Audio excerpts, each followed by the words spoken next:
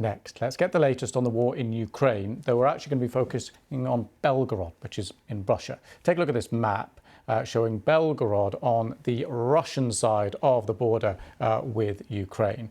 Now, Russian officials say it's been attacked again with drones overnight. No casualties have been reported.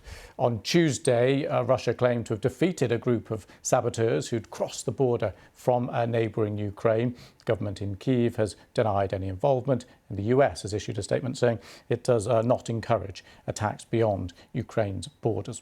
Responsibility for the attacks has been claimed by two paramilitary groups calling themselves the Russian Volunteer Corps and the Freedom of Russia Legion.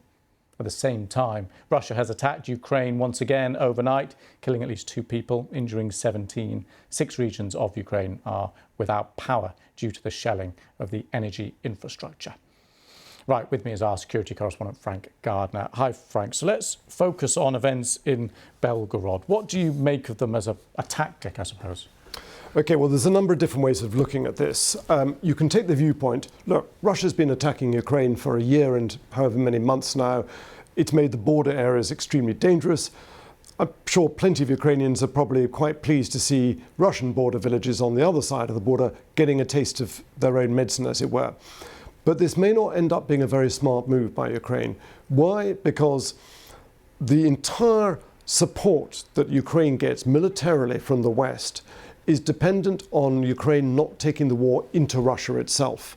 Now, it's one thing to try and knock out Russian fuel depots that are in Crimea or in Russian-occupied southern Ukraine, but to actually take the war into Russia, that's potentially escalatory, and it's not what Western and NATO chiefs want to see. You've also got to have a look at who these people are.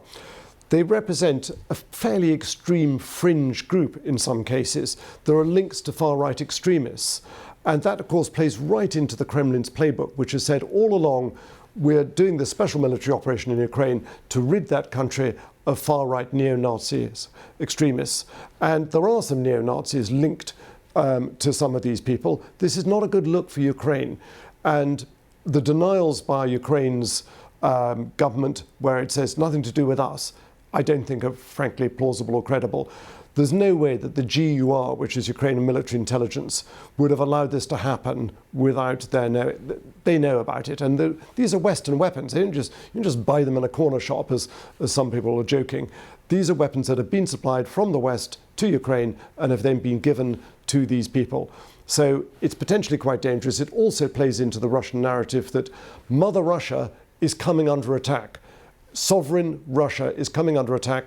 It's your national duty to come and help defend it. So ultimately, this may, although yes, it shows Russia's borders as being weaker than people expected, it ultimately helps the Kremlin. What about the counter-argument that Russia, the team that's in the country that invaded its neighbour, doesn't then get to dictate the terms of play, as it were? It doesn't get to dictate that we can invade you, you can't invade us. Well, I mean, that is a perfectly fair and moral way of looking at that equation. But the struggle for the difficult challenge for NATO throughout all of this is to help Ukraine defend itself so that to the point that when eventually there is a peace agreement or a ceasefire, Ukraine is in the strongest possible position, preferably having pushed out Russian troops from occupied areas, without getting drawn into the conflict itself. And if you've got Western weapons starting to be used inside Russia, that is potentially escalatory. So, for example, the F-16s, the fighter jets, which President Biden has now authorized other countries to give American-made F-16s to Ukraine. But that comes with a very strict proviso that they are not to be used on raids inside Russia. They can hit fuel dumps, command and control centers, ammo dumps, anything like that inside sovereign Ukraine, the territory that Russia has taken, but not inside Russia. The whole thrust of this is to avoid a NATO-Russia war, but to give Ukraine as much support as it can to defend itself. If that then spills over the borders, we're into a different area, and it's even more dangerous. OK, Frank, thanks so much for that.